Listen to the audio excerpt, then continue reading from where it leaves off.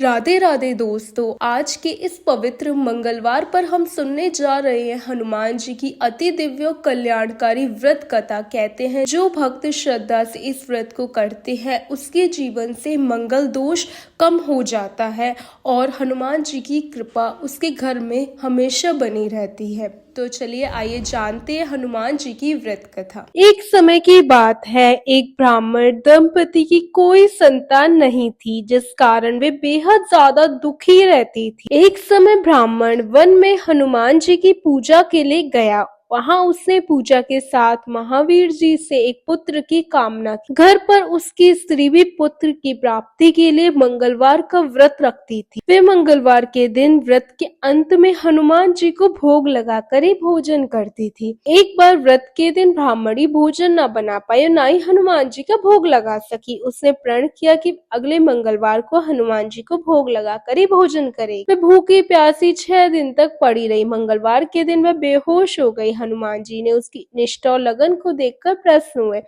उन्होंने आशीर्वाद स्वरूप ब्राह्मणी को एक पुत्र दिया और कहा कि यह तुम्हारी बहुत सेवा करेगा।